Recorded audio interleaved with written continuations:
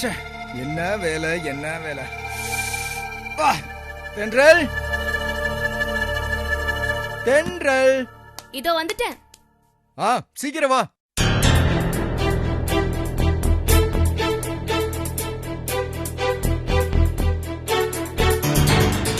எதுக்காக கூப்பிட்ட? எது கூப்பிட்டீங்களா? உன் புருஷன் நான் கஷ்டப்பட்டு ஆபீஸ்ல உழைச்சு இப்பதான் வீட்டுக்கு வந்திருக்கேன். எது கூப்பிட்டேன்னு கேக்குற? அப்பப்பப்பப்பா, ஒரே டென்ஷன், எவ்வளவு வேலை. ச்சே.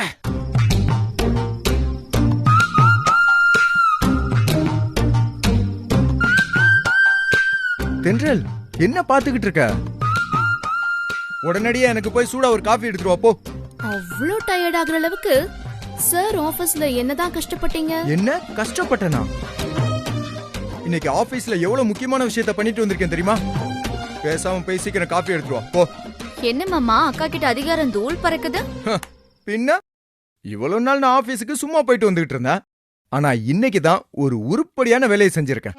ஆபீஸ்ல அப்படி என்ன உருப்படியான வேலை செஞ்சிருக்கீங்கன்னு நாங்க தெரிஞ்சுக்கலாமா? ஆஃப் கோர்ஸ், கண்டிப்பா சொல்றேன். தென்றல், வழக்கமா ஆபீஸ்ல எல்லா முடிவையும் ஆகாஷ் தான் எடுப்பாரு. ஆனா இன்னைக்கு நான் எடுத்திருக்கேன். அதுவும் ரொம்ப ரொம்ப முக்கியமான முடிவு. அது நம்ம கம்பெனில வழக்கமா ஷேர் மார்க்கெட்ல இன்வெஸ்ட் பண்ணுவாங்களாமா. அதுவும் பல லட்சம் இன்வெஸ்ட் பண்ணுவாங்களாமா. இன்னைக்கு ஷேர் மார்க்கெட்ல இன்வெஸ்ட் பண்றதுக்காக நம்ம மேனேஜர்ல பரத் அவரு என்ன அப்ரோச் பண்ணாரு. அந்த நேரம் ஆகாஷ் வேற ஆபீஸ்ல இல்லையா? அப்புறம் சரி, நாமளும் கம்பெனில ஒரு பார்ட்னர் தானே, நாம ஏன் டாக்குமெண்ட்ல சைன் போடக்கூடாதுன்னு யோசிச்சு அப்புறம் அந்த டாக்குமெண்ட்டை நானே வாங்கி நல்லா வெரிஃபை பண்ணி பார்த்தேன். எல்லாம் கரெக்டா தான் இருந்துச்சு. அதனால அந்த டாக்குமெண்ட்ல நானே சைன் பண்ணிட்டேன்.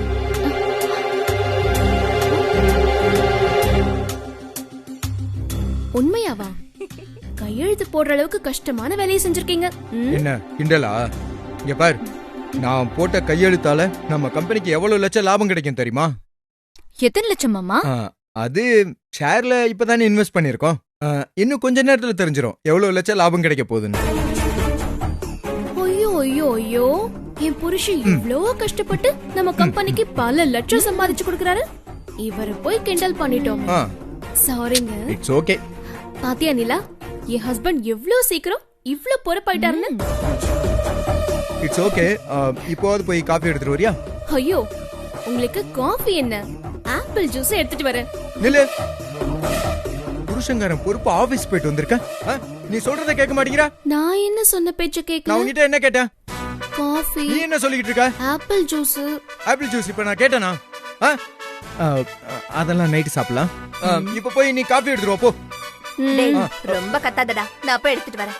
ஐயோ அம்மா, நான் தென்றல்ட்ட சும்மா விளையாட்டி தாமா கேட்டேன். இருக்கட்டும், டயர்டா இருப்பேரு. ரொம்ப ஓவரா தான் பண்ற. என்ன மாமா, ஆபீஸ்ல இருந்து நீங்க மட்டும் தான் வந்திருக்கீங்க? ஆகாஷா தான் வரலையா? வழக்கமா 2 பேரும் சேர்ந்து தானே வருவீங்க, அதான் கேட்டேன். டேய் குடி. ஆகாஷ் ஒரு ஃபாரின் கிளையண்ட் மீட் பண்ண போயிருக்கான். அதனால அவன் வர கொஞ்சம் லேட் ஆகும்னு நினைக்கிறேன். நான் ஆபீஸ்ல இருந்து கிளம்பும் போது ஆகாஷ்க்கு கால் பண்ணி பார்த்தேன். ஆனா அவனுக்கு லைனே கிடைக்கல, சுவிட்ச் ஆஃப்னு வேற வந்துச்சு. சரி, ஆகாஷ் போன மீட்டிங் இன்னும் முடியல நினைச்சு நான் மட்டும் கிளம்பி வந்துட்டேன். நீ ஒன்னும் கவலைப்படாத, ஆகாஷ் மீட்டிங் முடிச்சுட்டு சீக்கிரம் வந்துருவார். சரிங்க மாமா.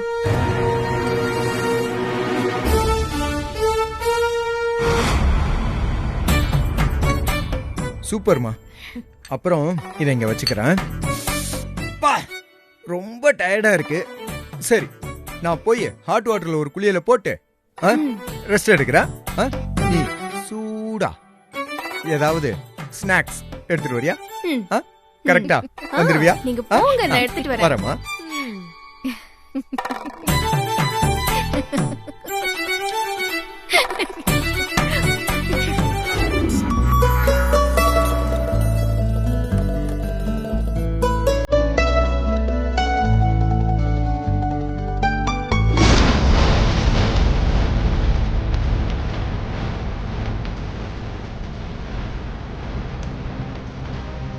சார் சொல்லுங்கள் சார். பரத், உடனே என்னோட கேபினுக்கு வாங்க. Okay sir.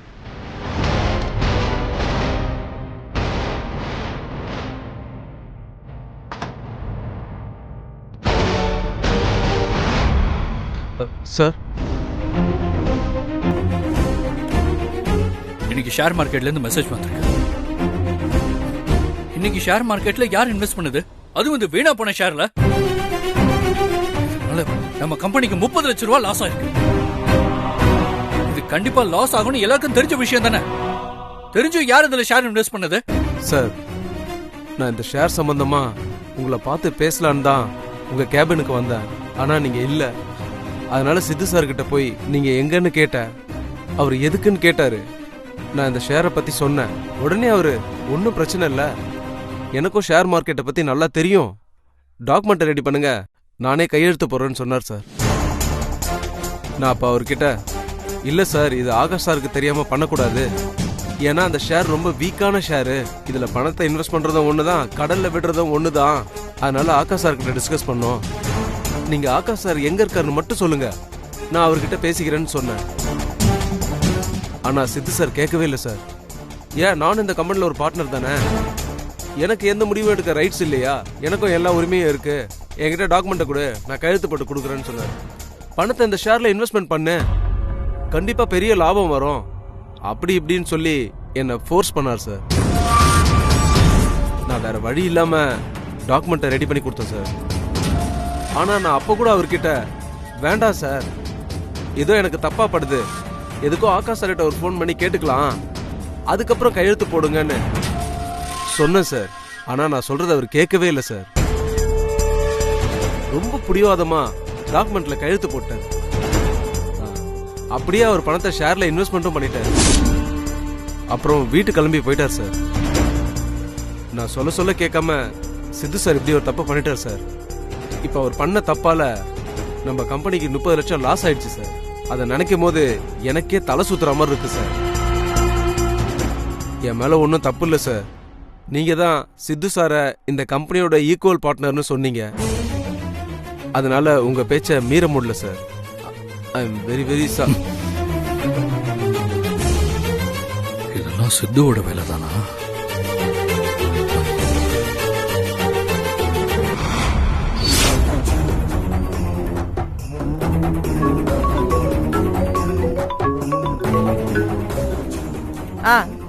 சொல்லு பரத், உன் போனுக்காகத்தான் நான் வெயிட் பண்ணிட்டு இருக்கேன்.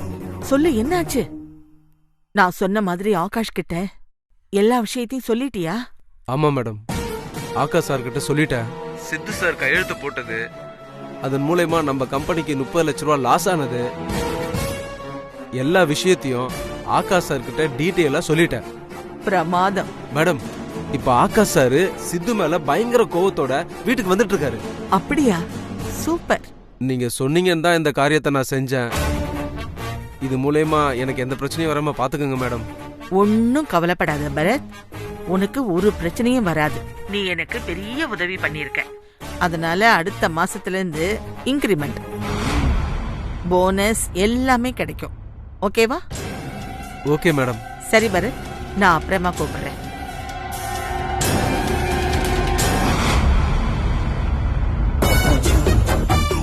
ஏய் தென்றல், இப்போ ஆகாஷ் சித்து மேல பயங்கர கோபத்தோட வீட்டுக்கு வந்துகிட்டு இருக்கான்.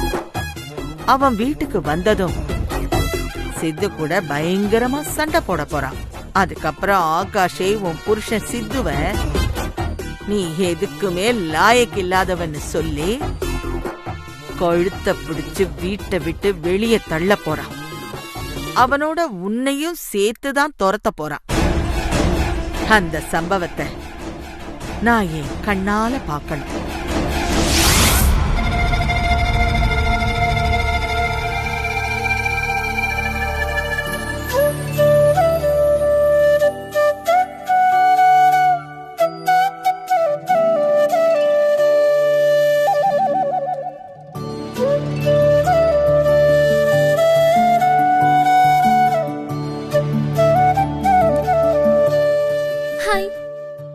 இங்க பாரு, டிஸ்டர்ப் பண்ணாத, நான் ரொம்ப முக்கியமான வேலையா இருக்கேன்.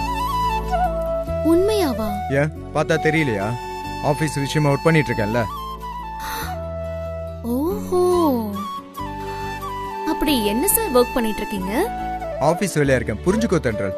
தயவு செஞ்சு என்ன டிஸ்டர்ப் பண்ணாத.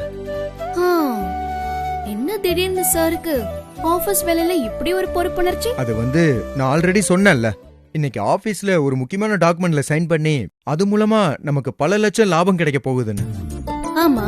அந்த கையெழுத்த போட்டதுக்கு அப்புறம் தான் நானும் நம்ம கம்பெனியோட முதலாளிங்கிற ஃபீலிங்கே எனக்கு வந்திருக்கு. அது மட்டும் இல்லாம ஆகாஷ் வேற எனக்கு அடிக்கடி அட்வைஸ் பண்ணிக்கிட்டே இருப்பாரு. எப்படி? ப்ரோ, சீக்கிரம் பிசினஸ் கத்துக்கோங்க, அப்புறம் அட்மினிஸ்ட்ரேஷன் எப்படி ஹேண்டில் பண்றதுன்னு புரிஞ்சுக்கோங்க. நான் சொல்றதுக்கு மட்டும் எப்பவும் தலையாட்டிக்கிட்டே இருக்காதீங்க, நீங்க சொந்தமா டிசிஷன் எடுங்க. நான் கம்பெனில இல்லாதப்போ நீங்க ஒருத்தனாவே கம்பெனியை மேனேஜ் பண்ற அளவுக்கு கம்பெனியை பத்தி ஸ்டடி பண்ணிக்கங்கன்னு சொல்லுவாரு. அப்புறம் சும்மா அடிக்கடி கால் பண்ணி என்கிட்ட கேட்டுக்கிட்டு இருக்காதீங்க, அப்படி இப்படின்னு நிறைய அட்வைஸ் பண்ணிட்டு இருந்தாரு. அப்பெல்லாம் எனக்கு பெருசா இதுல இன்ட்ரெஸ்ட் வந்ததே இல்ல. ஆனா இன்னைக்கு அந்த முக்கியமான டாக்குமெண்ட்ல கையெழுத்து போட்ட மாத்தியா, அதுக்கப்புறம் தான் என்னமோ தெரியல, நானும் ஆகாஷ் மாதிரி கம்பெனி விஷயத்துல பொறுப்பா இருக்கணும்னு தோணுச்சு. அதான் நம்ம ஆபீஸ் சம்பந்தமா எல்லா டீடைல்ஸையும் பாத்துட்டு இருக்கேன். அப்போ இனிமே சார் என்ன கண்டுக்க மாட்டீங்க, அப்படிதானே? இங்க பார்த்தேன்றால், எனக்கு இனிமே ஒய்ஃப் என்னோட கம்பெனி தான், அதுக்கப்புறம் தான் யாரா இருந்தாலும். அப்படியா? சரி, நீங்க உங்க கம்பெனியே கட்டிட்டு அழுங்க, நான் கிளம்புறேன். ஏய் தென்றல், ஏய் இரு, நீ எங்க போற? நீ இங்கே இரு. அதெல்லாம் ஒண்ணு வேண்டாம், உங்களுக்கு உங்க கம்பெனி தான் முதல் வைஃப், அப்புறம் நான் எதுக்குங்க? நான் போறேன். ஏய் தென்றல், நீ என் பக்கத்துல இருந்தா நான் இன்னும் கொஞ்சம் நம்ம கம்பெனி விஷயத்தை ஸ்ட்ராங்கா டீல் பண்ணுவேன்ல. உட்காரு செல்லம். அதெல்லாம் ஒண்ணு வேண்டாம், நான் கிளம்புறேன், கைய விடு. தென்றல், கோச்சுக்காத தென்றல். என்னதான் இருந்தாலும் ஒய்ஃபை பக்கத்துல வச்சுக்கிட்டு ஆபீஸ் வேலையை பாக்குறதுல ஒரு கிக்கு இருக்கும்ல. சரி, இப்போ உனக்கு கம்பெனி முக்கியமா இல்ல நான் முக்கியமா? என்ன தென்றல், எனக்கே இன்னைக்கு தான் பொறுப்பு ஆபீஸ் வேலையை பார்க்கணும்னு நினைக்கிறேன். என்கிட்ட போய் இப்படி ஒரு டஃப்பான கொஸ்டின் கேக்குற? சமாளிக்காம கேக்குறதுக்கு பதில் சொல்லு. உனக்கு ஆபீஸ் முக்கியமா இல்ல நான் முக்கியமா? ஆபீஸ் வேலையெல்லாம் ஆகாஷ் பாத்துப்பாரு, எனக்கு இப்போ நீதான் முக்கியம். அடப்பாவி மனுஷா, பொண்டாட்டி லைட்டா சினுங்கினதும் உன் பொறுப்பெல்லாம் காணாம போயிடுச்சா? இப்போதைக்கு நான் வேற எதையும் யோசிக்க விரும்பல, முதல்ல எனக்கு என் பொண்டாட்டி தான் முக்கியம்.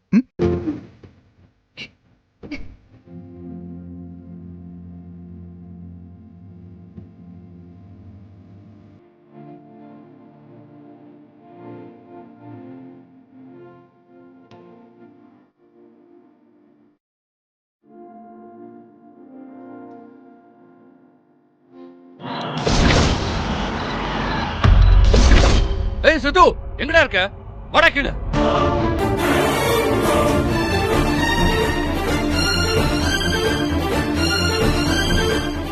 ப்ரோ, என்னாச்சு ப்ரோ? ஏன் இவ்வளவு கோவமா இருக்கீங்க? என்னது என்னது?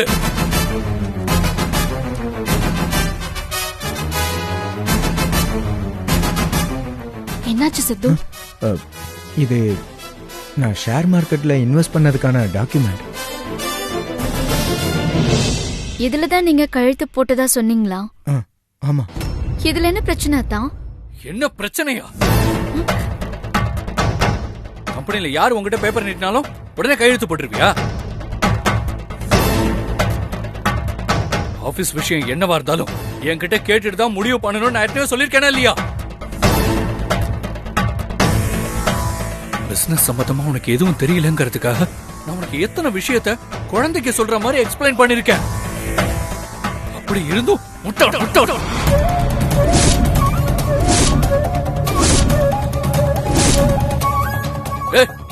யார கேட்டு இந்த ஷேரை வாங்கின? என்னாச்சு ப்ரோ? என்ன ஆச்சா? நீ கையெழுத்து போட்டு வாங்கின இந்த வீணா போன ஷேரால இன்னைக்கு நம்ம கம்பெனிக்கு எத்தனை லட்சம் லாஸ் தெரியுமா?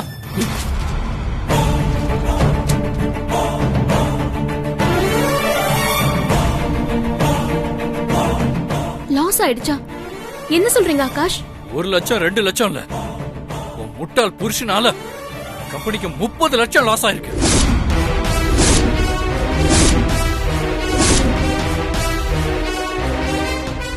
நான் ஒரு பெரிய டீல் விஷயமா வெளியே போயிருந்தேன். அந்த கேப்ல நீ இப்படி முட்டாள்தனமா ஒரு காரியத்தை பண்ணி வச்சிருக்கிய. Idiot idiot! யார கிட்ட இதல கையெழுத்து போட்ட? ப்ரோ, நான் உங்களுக்கு கையெழுத்து போடுறதுக்கு முன்னாடி கால் பண்ணேன் ப்ரோ, ஆனா உங்க போன் சுவிட்ச் ஆஃப்ல இருந்தது ப்ரோ. அதனாலதான் நானே கையெழுத்து போட்டு கம்பெனிக்கு 30 லட்சத்தை லாஸ் பண்ணிட்டேன். அப்படித்தானே? Sorry bro. என்ன சாரி? 30 லட்சங்கிறது உனக்கு அவ்வளவு ஈஸியா தெரியுதா? சாதாரணமா சாரி கேட்டு சமாளிக்கிற? ஆகாஷ், சித்து ஏதோ தெரியாம தப்பு பண்ணிட்டான். அத போய் பெருசுப்படுத்தலாமா? என்னது? உங்க பிள்ளைக்கு சப்போர்ட்டா? இருக்கிற கோவத்துல உங்களையும் ஏதாவது கேட்ட போறேன். வாய மூட்டு அமைதியா இருக்க. ஆகாஷ், உன் கோபம் எங்க எல்லாருக்கும் புரியுது. இருந்தாலும் சித்து வேணும்னே இந்த தப்ப செய்யல. இல்ல, தெரியாம நடந்த தப்பு தானே. என்ன தாத்தா நீங்களும் இப்படி பேசுறீங்க? இவனுக்கு எதுவும் தெரியலனா வாய பொத்திக்கிட்டு அமைதியா இருக்கணும். அது விட்டுட்டு இவன் இஷ்டத்துக்கு கையெழுத்து போட்டு எவ்வளவு பெரிய லாஸ் உண்டு பண்ணிருக்கான். அதுவும் 30 லட்சம் ரூபா. ஆகாஷ், கொஞ்சம் பொறுமையா இருப்பா. நடந்தது நடந்துருச்சு. சித்து தெரியாம தப்பு பண்ணிட்டான். ஆனா உனக்கு பிசினஸ்ல எல்லா விவரமும் தெரியும் தானே? நீ புத்திசாலித்தனமா இந்த நஷ்டத்தை எல்லாம் சீக்கிரம் சரி கட்டிட மாட்டியா? இந்த இடியட் புத்தியே இல்லாம நஷ்டத்தை உண்டு பண்ணுமா? நான் ரா பகல உழைச்சு அந்த நஷ்டத்தை சரி பண்ணணுமா? என்ன பார்த்தா எப்படி தெரியுது? இதுக்குதான் நான் ஆரம்பத்துல இருந்தே இவனை எல்லாம் கம்பெனில பார்ட்னரா சேர்க்காதேன்னு சொன்னேன். நீதான் கேக்கல.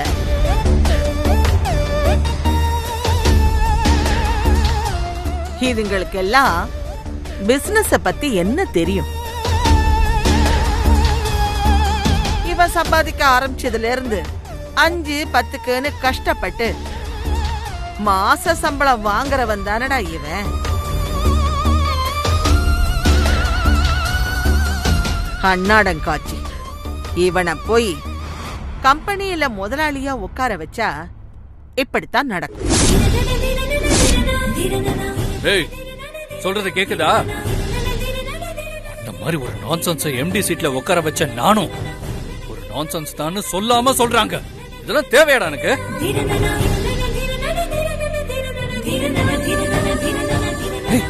ஒரே நாள்ல மொத்தமா 30 லட்சத்தை முடிச்சிட்டியாடா.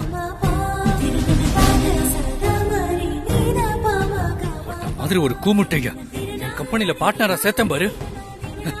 என் புத்திய செருப்பால் அடிக்கணும்.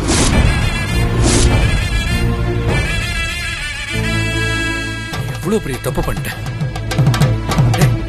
நான் ஒரு லிமிட்ல வச்சிருக்கேன். எமோஷனல் இடியட் மாதிரி அனாவசியமா என் கம்பெனில சேர்த்து இந்த வீட்லயும் தங்க வச்சேன் பாரு. அது ரெண்டுமே என் வாழ்க்கையில நான் செஞ்ச பெரிய தப்பு.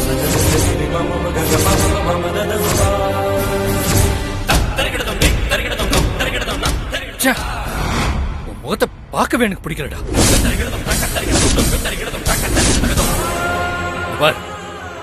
இனிமே நீ என் கம்பெனிக்கு வேண்டாம், என் வீட்டுக்குள்ளேயும் இருக்க வேண்டாம். மரியாதையா பொட்டி படுக்கலாம் எடுத்துக்கிட்டு வீட்டை விட்டு வெளியே போட.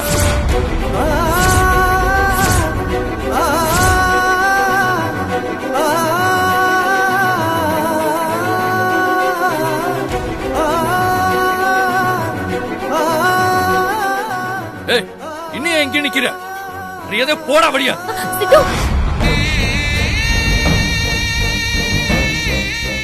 ஆகாஷ், வாய்க்கு வந்தபடியெல்லாம் பேசாதப்பா.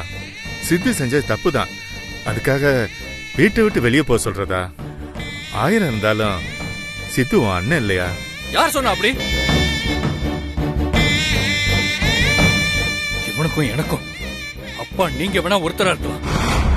ஆனா அம்மா வேற வேற தானா? நாங்க 2 பேரும் வேற வேற வயித்துல தானே பிறந்தோம். அப்புறம் என்ன? அண்ணன் தம்பி உறவெல்லாம் வேண்டியிருக்கு.